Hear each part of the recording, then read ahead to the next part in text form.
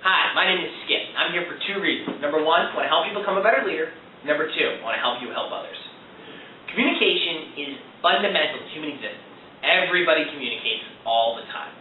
As a leader, it's really important to make sure that you get your message across effectively and quickly to your followers, but also to the world at large. You gotta have that mindset as a leader. You're not just talking to your group, you're talking to everybody. So, especially as a steward leader, remember, you're in the center of a wheel. You're in the center of a wheel that's reaching out to other people. And so, I'm going to trace that in black so it's more clear. So, you want to be able to effectively be spokes, the reaching out, the levels, the connectors of access, the communication. You want to do that effectively. You need to make sure that your communication is deliberate and that it's concise and that it's to the point. But on the flip side, you need to make sure that you can listen to what other people are saying, what other people are doing, and that you need to have, as a steward leader, a deep, fundamental empathy for those around you, for the people in your group, the clients you're serving, your customers, what have you. Empathy, people say, it's walking in another person's shoes. It's basically just a capability of being able to understand, on an emotional level, what other people are going through. And this is something that you're always going to be striving for. No one can have 100% empathy all the time in any given situation, so it's always something you have to work for and have on the top of your mind and in front of you as you're a steward leader. So right now I'm going to draw a matrix that will kind of help describe communication for you.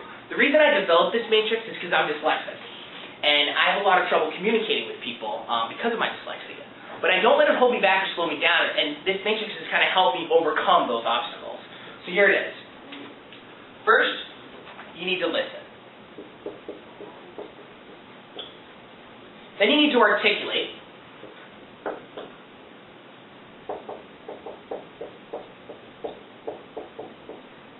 And then you need to care. So now I'll draw the matrix.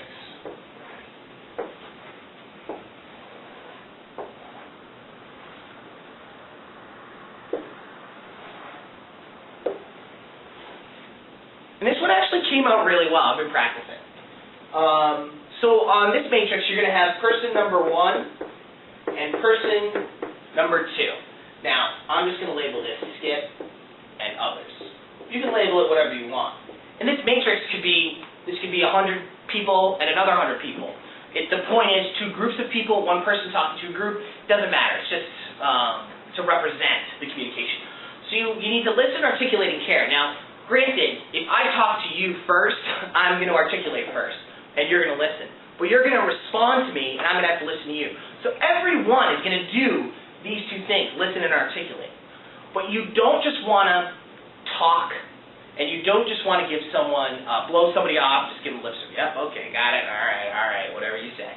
You want to listen actively. You want to make sure that you understand the vocabulary that people are using. You want to ask follow-up questions. This is incredibly important. So when you listen, as you go through communication, you need to mentally kind of check these boxes.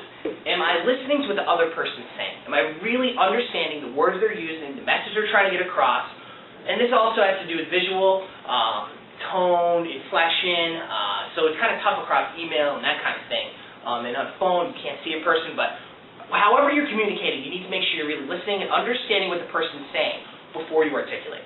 Then when you articulate, so both parties need to make sure they listen and both parties need to make sure they articulate. When you articulate, it's not just talking. It's not just saying a lot of words without saying anything behind it. You need to clearly come up with your message that you want to say, be concise, and then say it.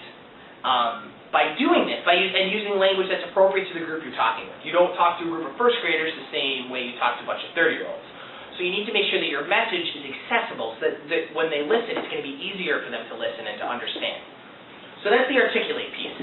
Now this is the third part of the matrix, which is the hardest for people to do, and that's care. And again, this leads right into empathy and to being a steward leader and living the wheel. You need to care about what's being said. You need to care. Now that doesn't mean you need to agree.